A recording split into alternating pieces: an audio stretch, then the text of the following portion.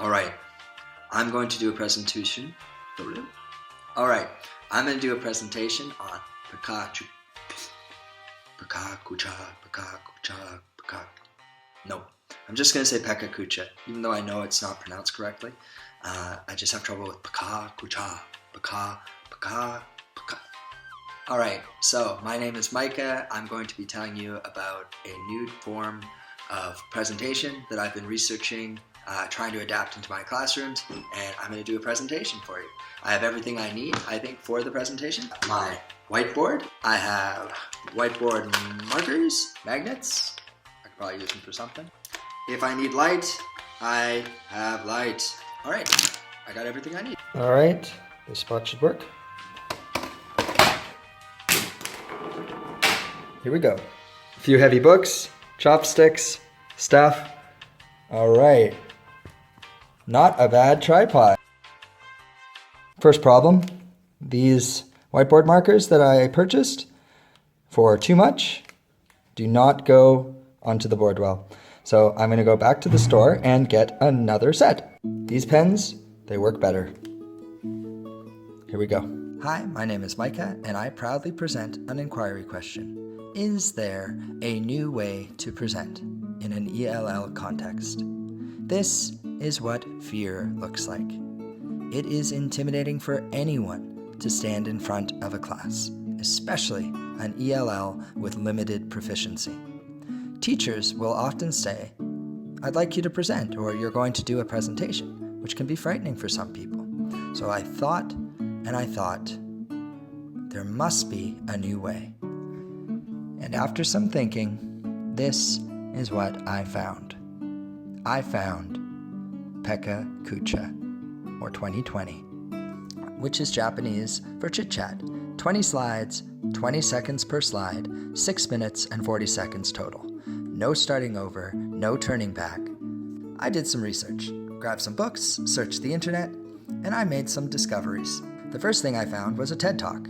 The TED Talk was called How Pecha Kucha Can Move People. The speaker explained that one of the goals of Pecha Kucha is for the visuals to support and enlarge the meaning of the speech itself. He also quoted to say, "Restrictions and limitations fuel the creative process.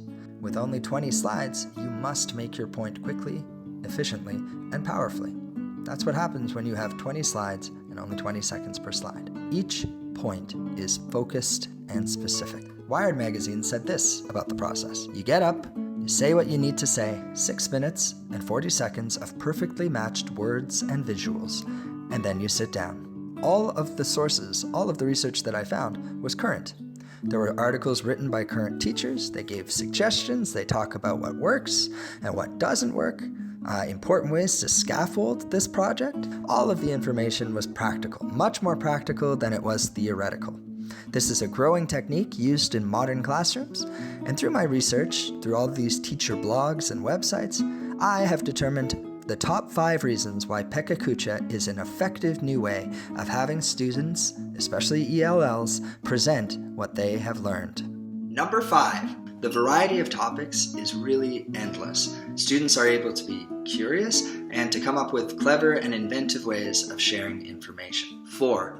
The constraints and parameters give the students a natural framework to work within. Doesn't matter about your language proficiency level, every student gets 6 minutes and 40 seconds. 3. Students can use their own visuals for guidance. They don't need to memorize every single word because they've already created their own visual cues. 2. Pecha Kucha is a wonderful way to practice both writing and speaking skills in the same project. Number 1. There's automatically less pressure on the ELL because they are simply providing commentary for the visual work that they have prepared. The classroom design looks kind of like this, and you may notice where the focus is directed. Sometimes I even bring bowls of popcorn, and that usually makes everyone happy. I've used Pecha Kucha on 4 different continents, but I haven't used it in Canada yet.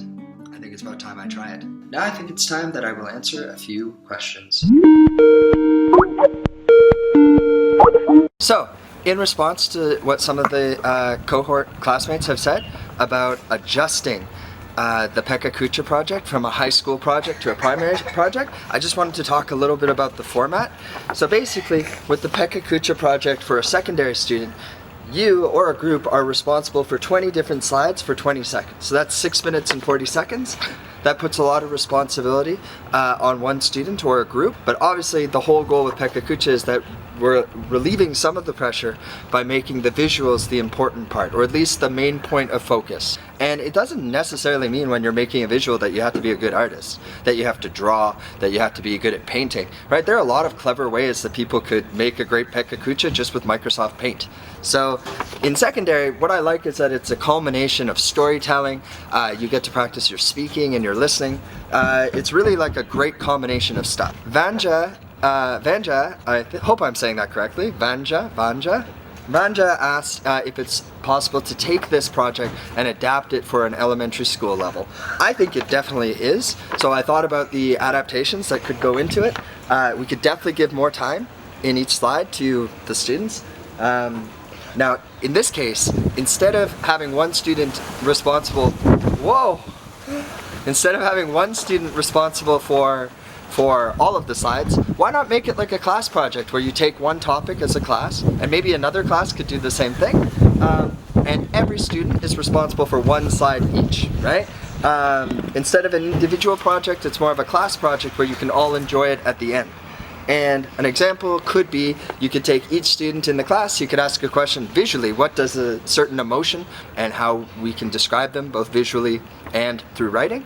And this would be a really cool way that different students could take on a question like that in a visual way if they wanted. Like, what colors does a certain emotion show? What shapes? Things like that. So there's a lot of creative ways to do it as a class. And then I think it's just a great way for the class to learn a bit about each other, to know what kind of ways people get their ideas across. So this is kind of the primary school adaptation, and this is the high school one. As you can see, it's very, very windy in Cape Town, and yikes, we are by the ocean. So, yep, trying my best.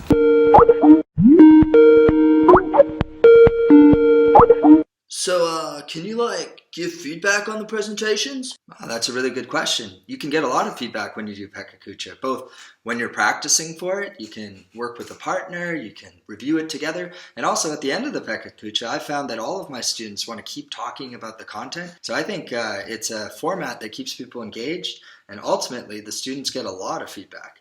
Yeah, that's cool. I have another question. I kind of speak differently than I write, does Pecha Kucha work with both?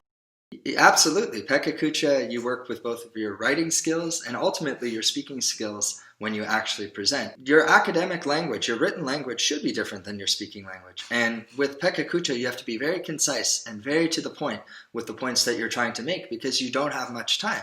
So you'll find that it actually practices both skills very well.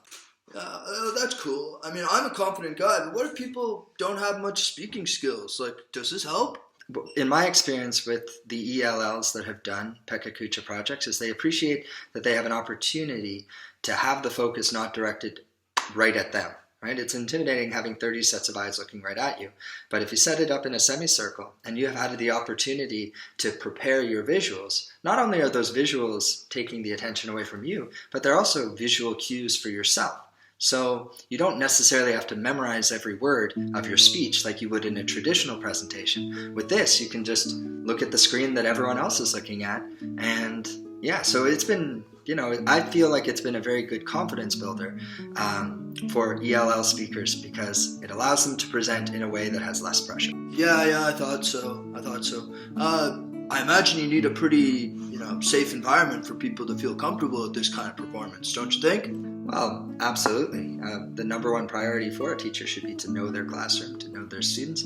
And if they feel like the classroom wouldn't be able to take this project seriously or be supportive of their classmates, then there are obviously other options you should go for. But I think one of the roles of a teacher, especially with ELL students, is to create a safe, inclusive, and supportive environment where anyone can feel comfortable to share what's important to them, right?